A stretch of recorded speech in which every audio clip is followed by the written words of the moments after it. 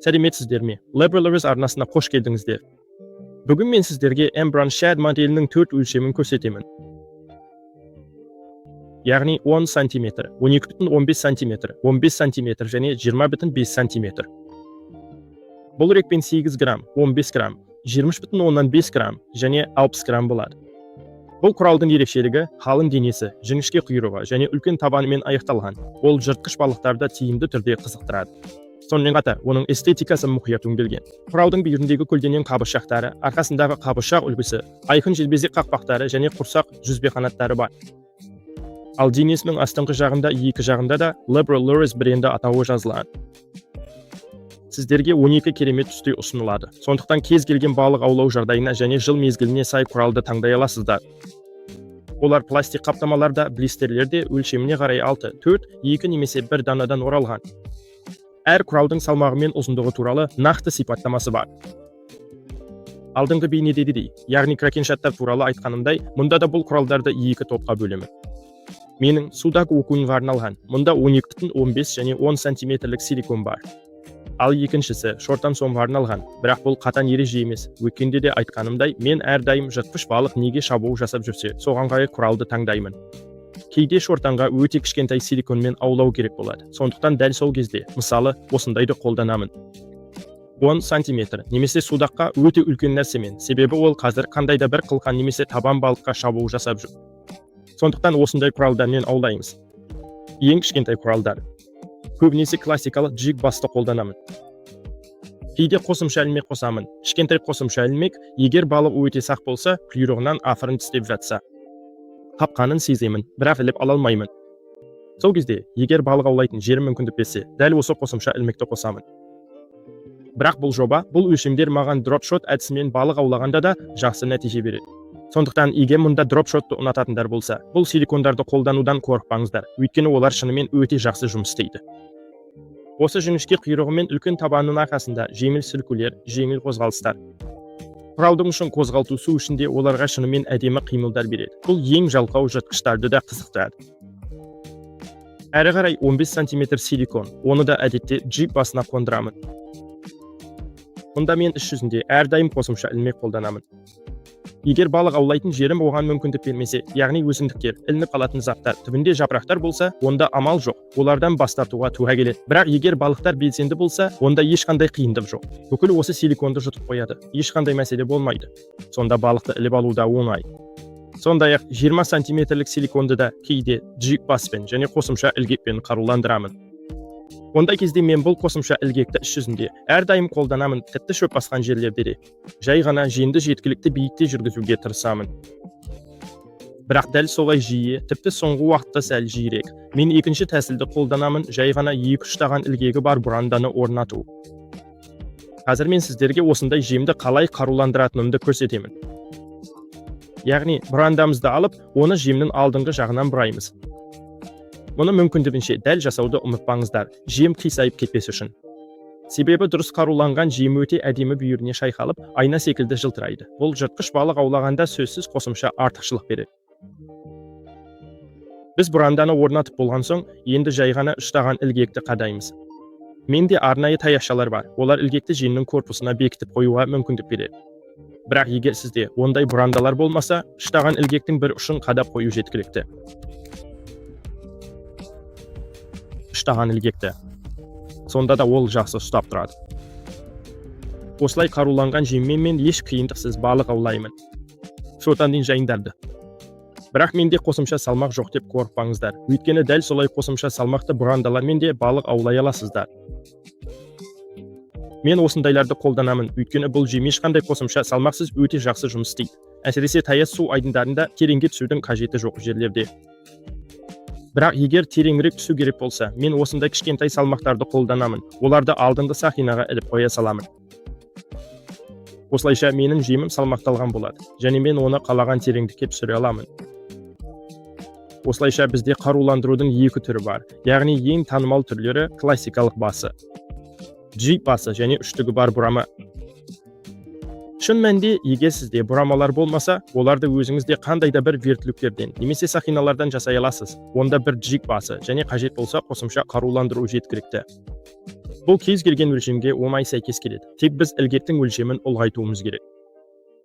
Бірақ мұнда балықты іліп алу қиын болады деп қорқудың қажеті жоқ. Өйткені осылай қаруланған жемнің басым көпшілігі жақсы ілінеді. Қару. Және де құрылымы бойынша бұл жеңдер өте әмбебап, әсіресе бізде 4 түрлі өлшем бар екенін ескерсек, іс жүзінде барлық ірі жыртқыштарға ау салуға болады. Мен тіпті сом балықтарын да аулай аламын деп сенімді түрде айта аламын. Маған осы пішірек өлшемдер судаққа өте жақсы келеді. Сондықтан байқап көруге кеңес беремін. Ал мен бүгін сәл үлкенірек өлшемдерді алып, шорттан аулауға барамын.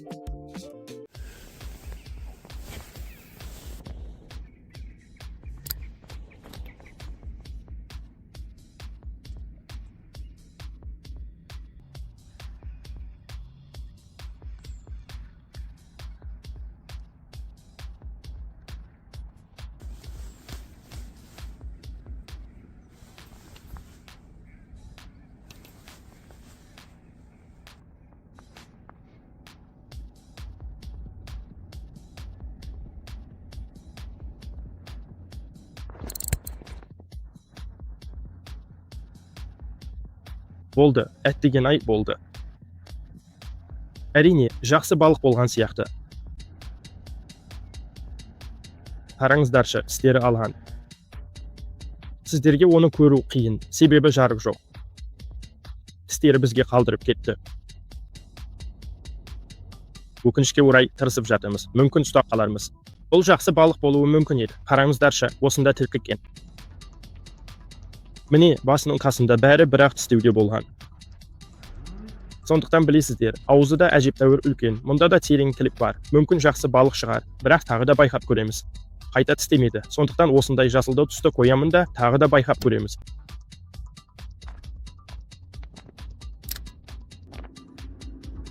Жақсы, біз дұрыс бағыттамыз. Міне, сол жерде 1-2 рет шорттан тістеген. Егер қызығушылығы болса, ұстап алуы керек.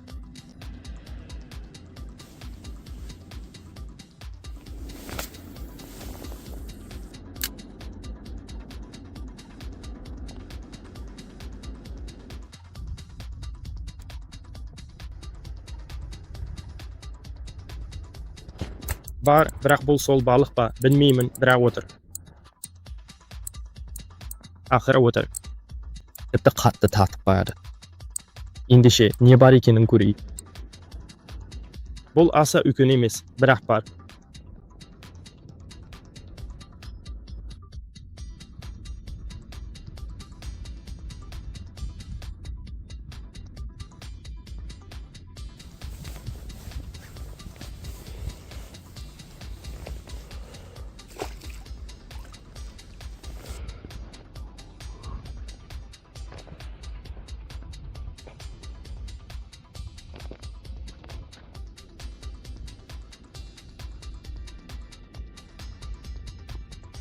Дыбыс. Дыбысы онша емес жер екен. Мен таңдаған жер онша емес екен. Шіркін, мұнда ұстап алу қиын. Әрі балықтың өзі де үлкен емес. Сондықтан бұл бізге қиындық тудырады деп айтамын. Бірақ жақсы соқты. Резинаны жұтып қойды. Міне 60-тан астам шамасындағы балық, енді оны ілгеттен босатып көреміз. Мүмкін қысқышсыз ақ шығарып аламыз, бірақ амал не, менде қосымша ілмек те резина да бар. Бұл ең қиын сәттердің бірі. Кем дегенде саусақтан қалай айырылуға болатынын көресіздер немесе. Міне тағы бір ілмек. Шіркін, жарайды, балықты ілгеттен босата алдық. Тағы бір рет көрсетейін сіздерге. Осындай енді жіберемін.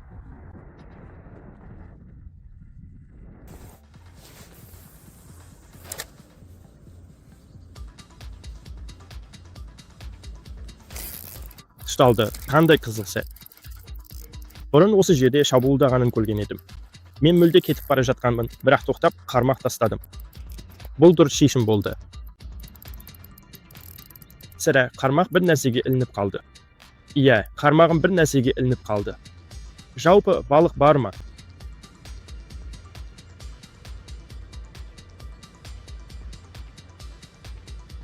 Құдай-ау, оның ілгекті ұрғанын түсіндім бе? Туралы, бірақ ол кетіп қалды. Ол тығырықтан шықты. Енді көрейік. Мен оның жалпы қандай балық екенін әлі білмеймін. Мен оны аздап босаңсытамын. Ой, жақсы. Балық шынымен де дәмді. Бірақ ол ұсқынсыз. Менің айтайын дегенім, ол сондай жауынгер. Мен осындай шортандарды ұнатамын, бірақ ол шынымен жауынгер. Жақсы, 80-дік және қарада шатасып қалды. Айтайын дегенім, менің өрім жібіме. Бірақ амал жоқ. Қазір оны шешеміз. Қараңдаршы. Мынау қандай күшті. Құдай-ау, катушка. Бір қолмен істеу қиын, айтайын. Бірақ мен шатасып қалдым, жарайды. Ешкекті әзірге қоя тұраны.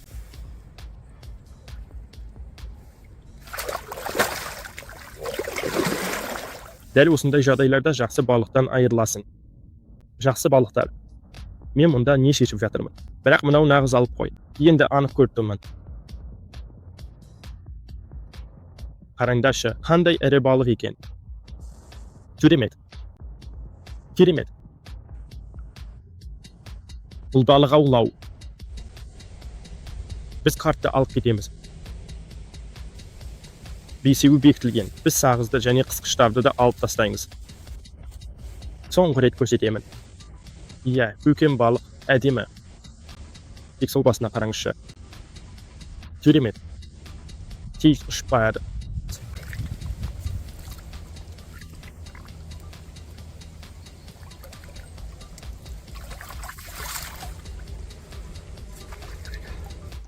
Материал ұнады деп үміттенемін. Сіздер осы жемдер туралы қажетінің бәрін білдіңіздер. Егер тағы сұрақтарыңыз болса, пікірлерге жазудан тартынбаңыздар. Сондай-ақ арнамызға жазылуға және басқа әлеуметтік желілерімізді бақылауға шақырамын. Өйткені осындай және басқа да көптеген жемдер туралы материалдар жиі шығып тұрады. Бәрінен хабардар болу үшін. Сондықтан мен созбаймын. Тағы да көргендеріңізге рахмет. Келесі видеоларымызда да күтемін. Сәлем.